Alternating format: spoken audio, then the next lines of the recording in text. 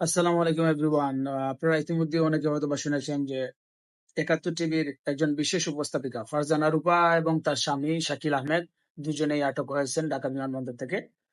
তো তারা তাদের এই আটকটার সাথে আরেকটা কনসার্নিং ইস্যু হচ্ছে যে তাদের আটকে মানে তাদের যে এই তারা একটি টার্কিশ এয়ারলাইন্সের একটা ফ্লাইটে তারা প্যারিস যাওয়ার চেষ্টা করছিলেন এবং সেখানে তারা নাকি বিভিন্ন গোয়েন্দা সংস্থার অনুমতি এবং এই ইমিগ্রেশনের অনুমতি নিয়েই নাকি তারা যাচ্ছিলেন। তোমার বিষয় হলো কনসার্নের যে বিষয়টা সেটা হলো মানে এখনো বিভিন্ন জায়গায় ফ্যাসিস্ট সরকারের নিয়োজিত মানুষরা রয়ে গেছেন। তো আমি বলবো যারা সরকারে যারা দায়িত্বশীল আছেন তারা বিষয়টি নজরে আনবেন এবং বিষয়টি খতিয়ে দেখবেন এবং দ্রুত তাদেরকে সেখান থেকে অপসারণ করা হোক বা বরখাস্ত করা হোক। এখন আসি ফারজানা রূপা, একজন বিশেষ উপস্থাপিকা একাত্তর টেলিভিশনের। তার সঙ্গে আরেকজন বিশেষ উপস্থাপিকা ছিলেন মিথিলা ফারজা। তারা আসলে একাত্তর টিভি একটা টেলিভিশন, আমি এটাকে একটা টেলিভিশন চ্যানেলও বলতে বলি না, আমি এটাকে বলি একটা প্রপাগান্ডা মেশিন। আমরা যেটা আমরা সবসময় যেটা ইউজ করতাম যে প্রপাগান্ডা প্রপাগান্ডা মেশিন। এটা প্রপাগান্ডা মেশিনের যদি একটা মানে রূপ থাকে, মানে ধরেন একটা গাঠনিক রূপ থাকে, তাহলে সেটা হচ্ছে একাত্তর টেলিভিশন।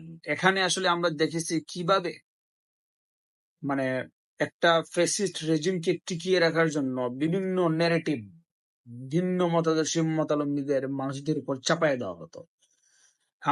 আমার এখনো মনে আছে একবার একজন বিজ্ঞানী এখানে তাদের একটা টক শোতে এসেছিলেন এবং তিনি বলেছিলেন যে বেগুনে ক্যান্সার সৃষ্টিকারী কিছু উপাদান বিদ্যমান রয়েছে।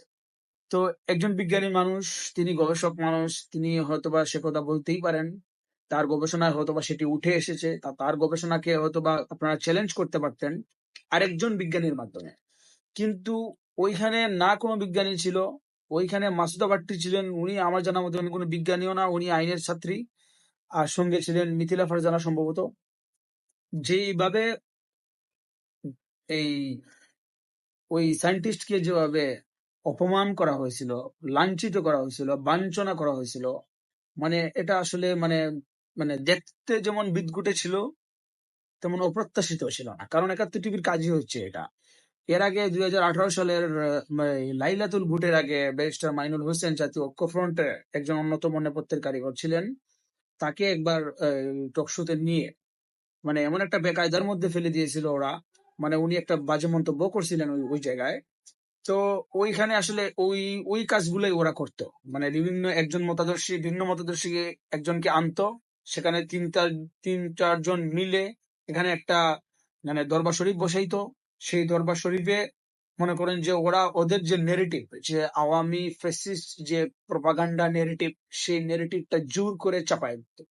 মানে এই যে একটা কালচার ওরা গড়ে তুলছিল, সেই কালচার গড়ে তোলার জন্য আমি জানি না মানে এদেরকে আসলে কি বলা উচিত। মানে এই ফারজানা রূপা, মিথিলা ফারজানা একাত্তর টেলিভিশনে যারা সাংবাদিকতা করেছেন, মানে তারা এই ফেসিস্ট রেজিমকে যেই পরিমাণে প্রমোট করছেন আর যেইভাবে তারা মানে সহায়তা করছেন, মানে এদেরকে আসলে মানে এটা কোনোভাবেই গণসাংবাদিকতা না, কোনোভাবেই সাংবাদিকতাও না, কোনো সাংবাদিকতার সংঘাতেই এরা পড়ে না। মানে এরা হচ্ছে একদম মানে রাজনৈতিক ব্যক্তিত্বের মতো আলোচনা করতেন এবং মানে রাজনৈতিক ব্যক্তিত্ব যারা ছিলেন তারাও আসলে মানে একটা গাঠনিক আলোচনা করতেন। কিন্তু এরা যেটা করতো সেটা হচ্ছে একটা তাদের যে একটা মত, তাদের যে একটা চিন্তা, তাদের যে একটা ফ্যাসিস্ট যে একটা চিন্তা, তাদের যে একটা এই যে ধারণা, তাদের যে একটা দর্শন, সেইটা মানে বিরোধী মতাদর্শের উপর চাপিয়ে দেওয়া হতো। এবং বিষয়টা এমন ছিল যে একজন বিরোধী মতাবলম্বী কেউ আসবেন, বিরোধী মতের কেউ আসবেন, তাকে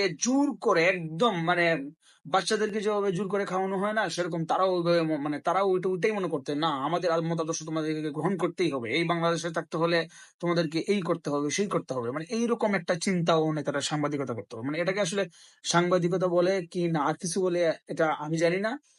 তবে তিনি গ্রেফতার হয়েছেন, আটক হয়েছেন, তাদের অবশ্যই বিচার হওয়া উচিত। তাদের কারণে বাংলাদেশের মানুষ ঠিকমতো শ্বাস নিতে পারেনি, তাদের কারণে বাংলাদেশের নাগরিক অধিকার হরণ হয়েছে, তাদের কারণে ঘুমের পরিমাণও বেড়েছে, তাদের এই ফেসিবাদী শক্তিকে তারা আরো শক্তি মানে আরো শক্তির যোগান দিতেন।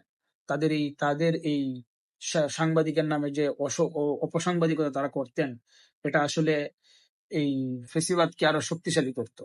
তো তারা বিভিন্ন সময়ে তো প্রধানমন্ত্রী দরবার শরীফেও তারা ওই মিথিলা ফারজানা যেতেন, তারপর হচ্ছে ফারজানা রূপা যেতেন। সেখানে গিয়ে প্রধানমন্ত্রীকে একদম বিশেষ মানে সম্বোধনে মানে ভূষিত করে, মানে প্রধানমন্ত্রী আপনি সবকিছু ঠিক করে দিতে পারেন, আপনি এগুলা করতে পারেন, তো আপনি ছাড়া দেশে আর কেউ নাই, আপনি আছেন, তো আমাদের আর কোনো চিন্তা নাই, মানে এইরকম, মানে এইরকম তেলবাজি সাংবাদিকতা মানে বাংলাদেশের ইতিহাসে আমার যারা পূর্বসূরি আছেন বা আমার যারা অগ্রজ আছেন তারা আসলে দেখছেন কিনা জানি না আমি। তবে এটা হিটলারের যে গয়েবলস ছিল তার চেয়ে আসলে কম কিছু না। তারা যে উদাহরণ সৃষ্টি করেছেন, তারা যে ইতিহাস বা নজির স্থাপন করেছেন, বাংলাদেশের মানুষ আগামীতে তাদেরকে কখনো সম্মান তো দূরের কথা, সবসময় ঘৃণার চোখেই দেখবে, অত্যন্ত ঘৃণার চোখে দেখবে। এবং তারা বাংলাদেশের মানুষের কাছ থেকে তাদের মানুষের কথা বলার অধিকারটাই তারা কেড়ে নিয়েছে। এবং বাংলাদেশের সাংবাদিকতা জিনিসটাকে একটা মানে একদম মানে সাংবাদিকতা মানে গণতন্ত্রের চতুর্থ স্তম্ভ বলা হতো মিডিয়াকে, সেই মিডিয়ার চতুর্থ স্তম্ভটাকে একদম মানে চূর্ণ বিচূর্ণ করে দিয়েছেন তারা। যে দম্ভ, যে মানে যে দম্ভ উদ্যত নিয়ে তারা যে সাংবাদিকতা করেছেন একটা নেগেটিভকে প্রতিষ্ঠা করার জন্য, যে না, বাংলাদেশে একমাত্র এই আওয়ামী লীগ এবং আওয়ামী লীগের সাথে যারা আছে তারাই পারে বাংলাদেশকে রক্ষা করতে এবং তারাই পারে বাংলাদেশের উন্নয়ন ঘটাতে, আর যারা আছে তারা সবাই দেশ বিরোধী, তারা সবাই রাষ্ট্রদ্রোহী, তারা সবাই স্বাধীনতা বিরোধী, তারা সবাই রাজাকার। এই ধরনের নেরেটিভ তৈরির পেছনে এই ধরনের তারা বিভিন্ন কলা কৌশল করে একদম একটা মানে মানে এটা বলবো কি, মানে এটা বলার আসলে কোনো ভাষাই নাই। মানে এদের সাংবাদিকতা মানে বাংলাদেশের মানুষ অত্যন্ত ঘৃণার চোখে তাদেরকে স্মরণ রাখবে। তবে তারা ইতিহাসের একটা অংশ হয়ে থাকবে, একটা উদাহরণ হয়ে থাকবে।